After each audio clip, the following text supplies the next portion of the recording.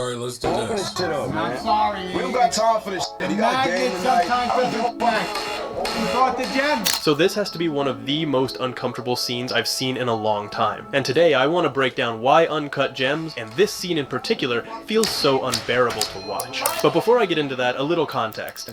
Would you show me something if I couldn't have it then? You see, the other day I rewatched the film, and something struck me that I don't think people talked about much when it first came out. The opening. Mainly because it reminded me of another movie that on the surface has absolutely nothing to do with it. The Exorcist. I don't know if it's a conscious reference or just coincidence, but if you think about it, bizarre as it sounds, the two actually have a lot in common. Both begin with a prologue set in some distant corner of the world, in the middle of workers laboring under harsh conditions, with the idea of a cursed object. Only that, while in The Exorcist a demon statuette is unearthed, here it's the opal, the object at the center of the story, and the one that will ultimately seal Howard's fate. But it's not just movie curse. We actually see the miners working under harsh and unfair conditions for a foreign corporation. So, beyond all the symbolism, the stone is already linked to real human struggle. And that lands hard, because it isn't some abstract horror, it's the same reality behind the microchips in our phones or the clothes we wear, stitched together in factories halfway across the world. You gave Talk to these niggas. from Ethiopia 100 grand for something you thought was worth $1 million.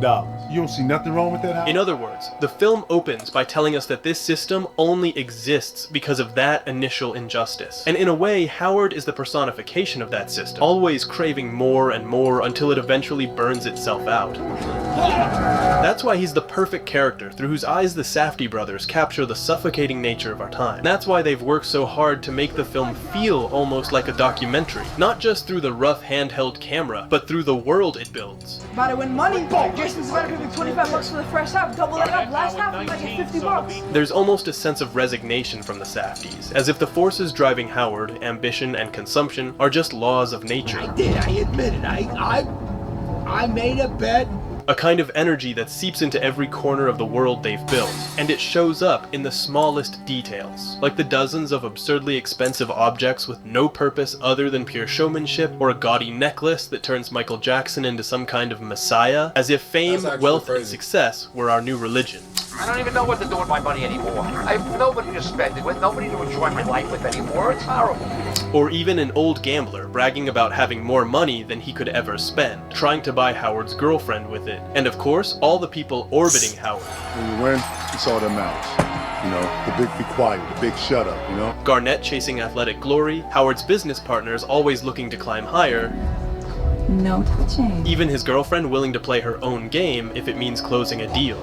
Blue, a huge sell for me! Why were you selling? But the most striking examples are quieter, Won't somebody please think of the children?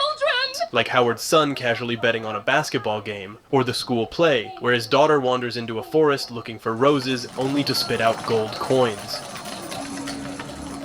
And like I said, capturing the essence of our era isn't just about what the film shows, but how it shows it. And in that sense, I don't think anyone has done it quite like Uncut Gems. Hold on. Okay, so the reason I'm so quiet and so starstruck is because I never watched this. I don't know if you watched this before, but I haven't. So I don't know what he's even talking about. Let me give this a like. But the thing is like, sounds horrible. Horrible.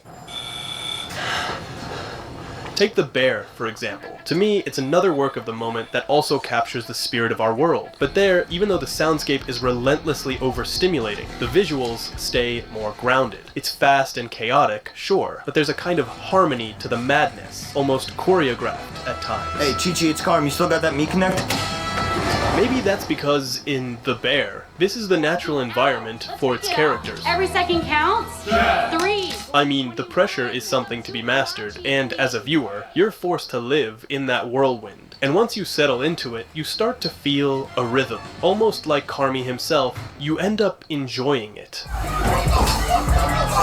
Here, though, there's no way the chaos can be enjoyable. Even in Howard's so-called victories, they don't really feel like victories. They feel more like fleeting highs, moments of pleasure that are empty at its core. Like when he wins his first bet, basically reacting like it's the happiest ending imaginable, if you know what I mean.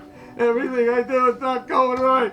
Or later, when the auction goes south, but Garnet suddenly wants to buy the stone. Okay. I'll see you soon. Goodbye.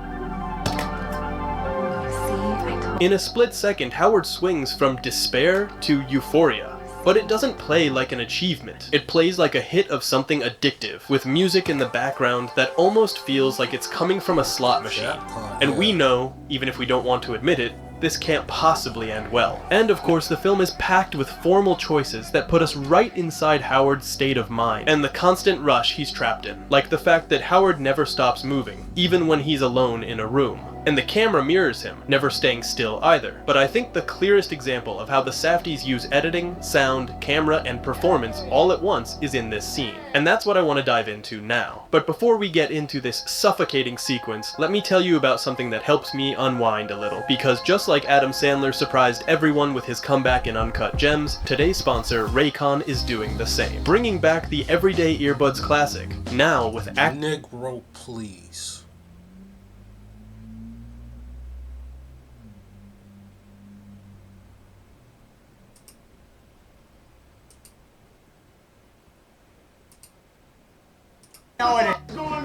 So this scene happens after Howard lends the opal to Garnet. Well, let me hold it for a night then.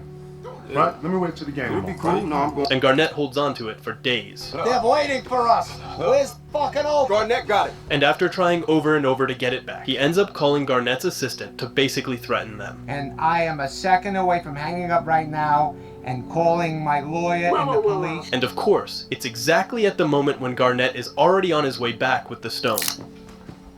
Kevin! Hey! And what follows is 2 entire minutes of trying to get the door open so Howard can get back what we so desperately want him to get back. Hey!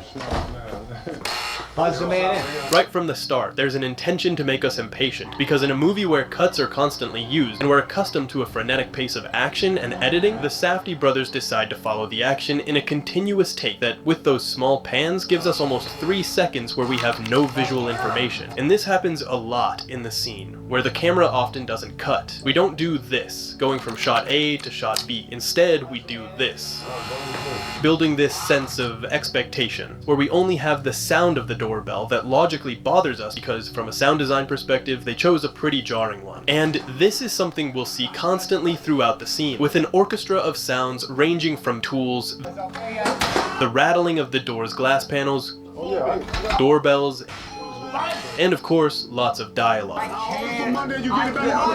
But it's less about what's being said and more about how it just turns into background noise.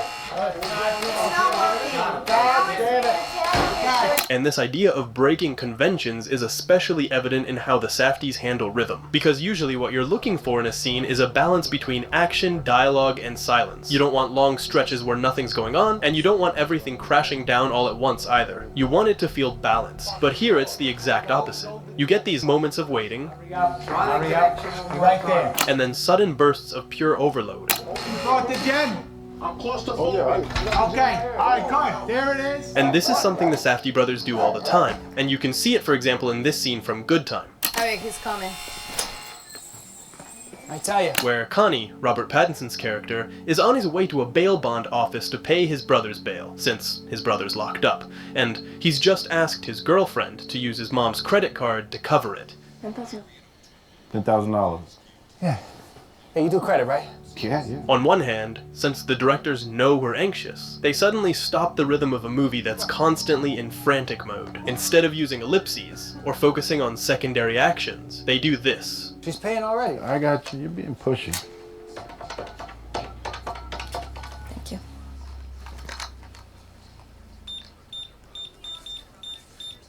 And it might seem like a minor detail, but it's not when the movie is constantly saturating your senses. And doing this is a whole other way of playing with your nerves. Especially because then, when the girlfriend's mother's card doesn't work, Card is declined. this happens. Wait, can you not call someone? Give me a second. I'm gonna call corrections. I'll see what I can find out. Gonna punch the Hey, numbers and then... That's everything. It's Listen, my I got a mom. case. If before you had waiting, now you have a saturation of simultaneous elements like the phone, the woman's voice, the man's voice, the cell phone ringing, the girlfriend's voice. I'm so sorry. Or even the sound of Robert Pattinson's clothes or breathing that in any other movie they would try to turn down the volume. Here, it's the same thing. Go to the other buzzer, please. Hurry up. Hurry up. They could decide to skip these seconds and simply cut to he's pressing the button, but they choose to leave us with that pan to reinforce the idea of waiting, when in any other movie we would have stayed with Howard and Garnett the whole time. Hang on, sorry. I'm sorry. As you can see, everything in this movie is visual saturation, which is perhaps the innovation compared to Good Time, where the settings tend to be simpler and just accompanied by neon tints. Here, not only do you have busy backgrounds, but instead of using a polarizing filter that prevents reflections on glass, which is constantly used in cinema, here they don't use them, which is a deliberate detail that adds yet another layer of visual noise to the image. Go at the gym. In a normal movie, we would have these dialogues separated. I mean, Howard would ask about the gem a bit earlier, and the dialogue where he says he's claustrophobic could be in any of the other empty spaces, like during the camera pans. And it's somewhat similar to what they do in this scene from Good Time. It's a bail bonds place. So the thing is this. The thing is, Mom, we get the money back. Mom. And I keep bringing it up because it genuinely feels like a rehearsal for one of the core elements of Uncut Gems. Characters trapped in tight spaces, agitated, and on edge. Okay, alright, good. Naturally, once he reveals the stone, our anxiety kicks into overdrive because it's the dramatic pivot of the scene. And yet, rather than picking up the pace like any conventional scene might, the Safdies do the exact opposite. Get a f***ing happy. Move your ass. It's gonna be They slow down the rhythm of the scene, going back to that idea of contrasts, the overload we just went through versus the stillness we get now, with this 20-second shot of some random guy walking off to grab a hammer that feels like an eternity. Plus, of course, the sound of the saw is even more unbearable, though not as much as the hammer. Or like the doorbell that rings 2 seconds later from another guy Howard owes money to. Get rid of this. I'm trying to get. Tell him goodbye. Again, same structure, waiting and saturation. Instead of, say, using that man's doorbell ring to fill the dead space during the other guy's walk, there's a deliberate misuse of rhythm. Just get me some metal shavings And that's something we see again, right here. This time, it's a 30-second shot, with 17 of those seconds following this man's journey, once again playing with the urgency of the situation. The scene jumps from a moment where nothing's happening, to one where way too much happens all at once, and then back again.